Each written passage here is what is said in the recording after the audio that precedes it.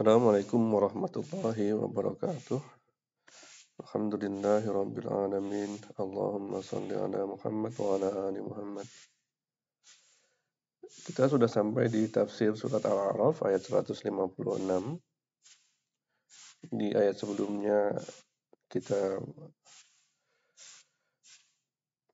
mendapatkan ayat Allah bahwa Nabi Musa memilih 70 orang dari kaumnya untuk memohon ampun kepada Allah. Nah, ketika mereka berada di tempat yang ditentukan, terjadi gempa bumi yang membuat mereka itu pingsan. Nah, Nabi Musa berkata, jadi kalau mamanya Nabi Musa berkata, ya Rob, jika engkau menghendaki, engkau bisa membinasakan kami sebelum ini. Kemudian yang menyembah berhala itu hanyalah sebagian dari kami, tidak semuanya. Nah, engkaulah yang memberikan petunjuk sehingga orang itu tidak tersesat, dan engkau juga yang menghilangkan petunjuk itu sehingga orang bisa bermudah-mudah untuk menyembah berhala patung anak lembu yang dibuat oleh Samiri. Dan di situ Nabi Musa mengatakan bahwa ya Allah, engkau itu pemimpin kami, engkau itu pelindung kami, maka memberikan kami itu rahmat, kasih sayang, dan engkau adalah pemberi ampun yang terbaik. Hanya Allah tempat kita memohon ampunan. Nah, dari situ berlanjut kepada ayat 156, di mana ini adalah sambungan dari doa Nabi Musa. A'udzu billahi minasyaitonir rajim. Waktub lana fi hadhid dunya hasanah. Dan tetapkanlah untuk kami dalam dunia ini hasanah, kebaikan. Jadi manusia itu jalannya itu terkadang bengkok, terkadang lurus. Karena apa? Karena ada hawa nafsu dalam diri manusia dan ada syaitan yang selalu menggodanya.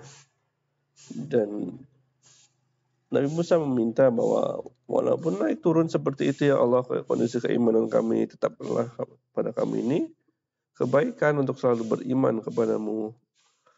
Wa fil akhirati, dan terutama di akhirat kami pengen kebaikan, kami ingin surgamu. Inna hudna ilaik, sungguh kami kembali kepada engkau. Jadi dengan perginya Nabi Musa membawa 70 orang yang terbaik di antara kaumnya, Nabi Musa mendemonstrasikan bahwa kami bersungguh-sungguh dalam taubat kami, ya Allah. Kami bertobat kepadamu. Karena apa? Karena kesalahan yang dilakukan oleh Bani Israel saat itu betul-betul luar biasa. Mereka menyembah patung anak lembu itu setelah mereka melihat sendiri mukjizat terbelahnya laut ketika mereka dikejar oleh Firaun. Jadi tentu tidak sama pelanggaran yang dilakukan ketika mereka sudah melihat ayat-ayat atau mukjizat-mukjizat keajaiban dari Allah dengan ketika mereka tidak melihat. Level dosanya itu berbeda. Qala adzabi usibu bihi man asya. Allah berfirman, azabku aku timpakan kepada siapa yang aku kehendaki. Yang Allah tahu betul-betul hatinya itu sudah jauh dari jalan kebenaran. Betul-betul dia sudah konsisten dalam keburukan. Betul-betul sudah tidak bisa berbalik menjadi orang baik. Wa rahmati wasi'at kulla syai'in. Dan kasih sayangku luas meliputi segala sesuatu. Jadi Allah punya dua sisi. Yang pertama yang memberikan azab, yang kedua yang memberikan kasih sayang. Akan tetapi azabnya itu hanya diberikan kepada yang sedikit, sedangkan rahmatnya luas. Jadi nggak bisa dibandingkan antara azab dan kasih sayangnya Allah. Fasa'aktubuha lilladzina yattaquna wa yu'tuna zakata walladzina hum biayatina yu'minun.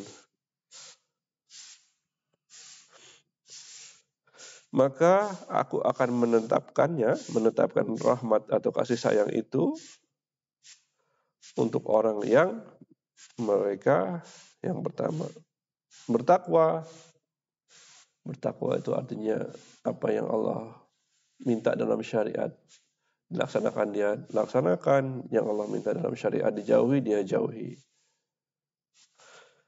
Yu'tuna zakat, mereka menunaikan zakat sebagai bentuk bahwa mereka itu adalah entitas yang bersama-sama di dunia ini. Mereka menyalurkan kelebihan harta yang mereka miliki untuk orang yang kekurangan. Walladzina hum biayatina yu'minun, dan orang-orang yang kepada ayat-ayat kami mereka beriman. Jadi bukan hanya ayat-ayat Quran, bukan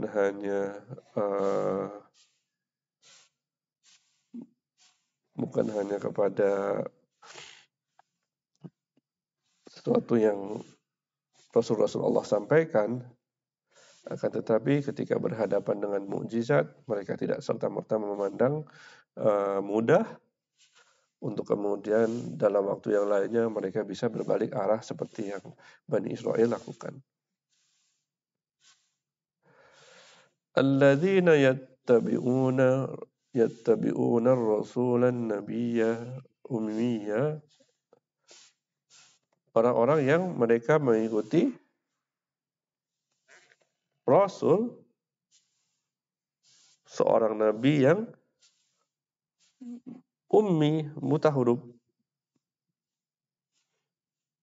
Jadi kamera secara serta-merta berpindah dari Bani Israel terus-menerus menunjuk kepada Nabi Muhammad SAW, di mana karakter beliau yang sangat unik adalah beliau itu ummi, beliau itu buta huruf. Beliau dikaruniai kepintaran yang luar biasa, tetapi nggak bisa membaca. Ini merupakan salah satu mukjizat, teman-teman. Bagaimana kita itu nggak bisa keluar daripada takdir Allah. Allah sudah menetapkan jauh dari sebelum Nabi Muhammad itu ada bahwa Nabi Muhammad SAW itu akan seorang yang tidak bisa membaca walaupun dikaruniai kepintaran.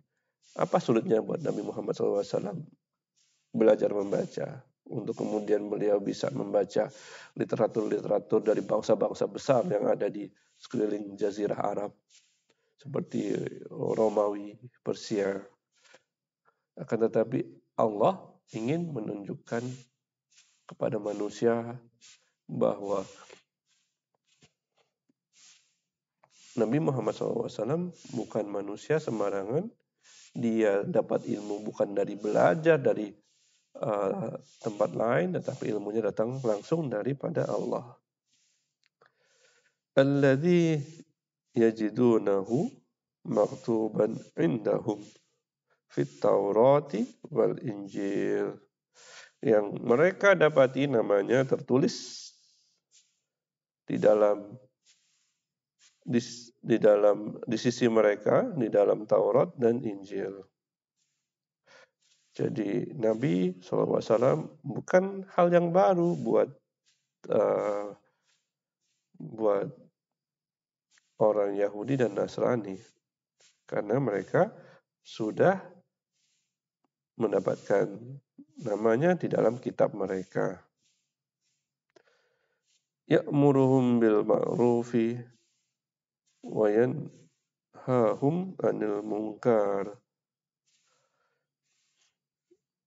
yang menyuruh mereka mengerjakan yang ma'ruf dan melarang mereka dari pekerjaan yang mungkar. Jadi Nabi Muhammad SAW membawa syariat, ketentuan yang datang daripada Allah. Di situ jelas mana yang baik, ma'ruf, dan mana yang mungkar. Wa yukhillu lahumut thayyibat, dan menghalalkan bagi mereka yang baik-baik. Jadi apa yang dibawa oleh Nabi Muhammad SAW yang dihalalkan, itu semua baik buat manusia.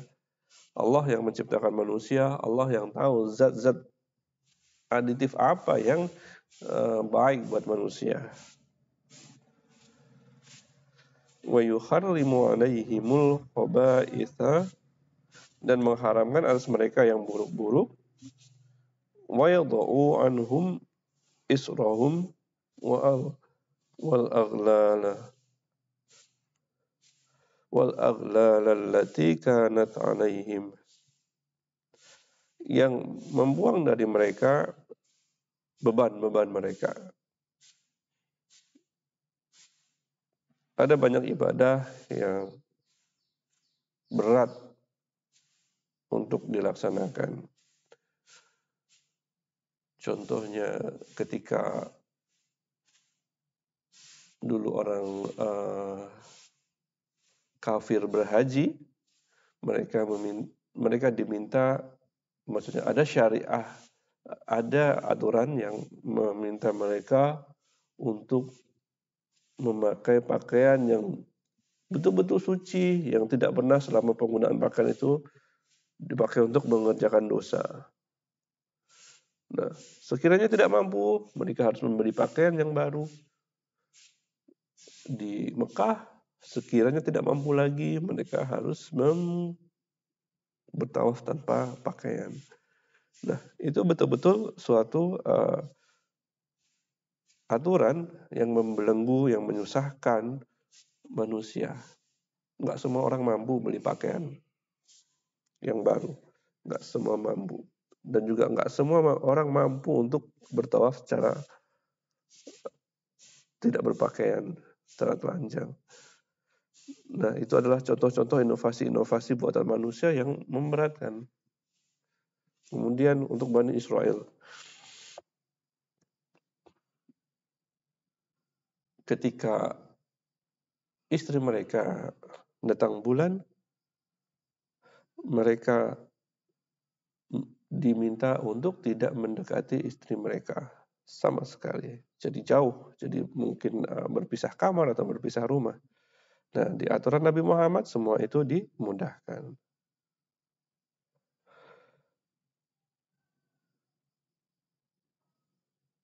Falladzina amanu bihi,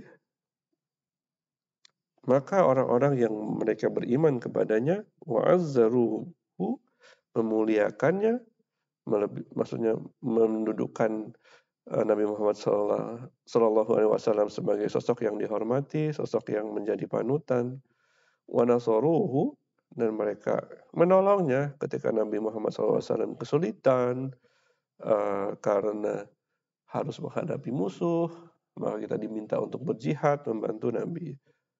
Wattaba'un nural ladzina unzila ma'ahu, dan mereka mengikuti cahaya terang yang diturunkan bersamanya.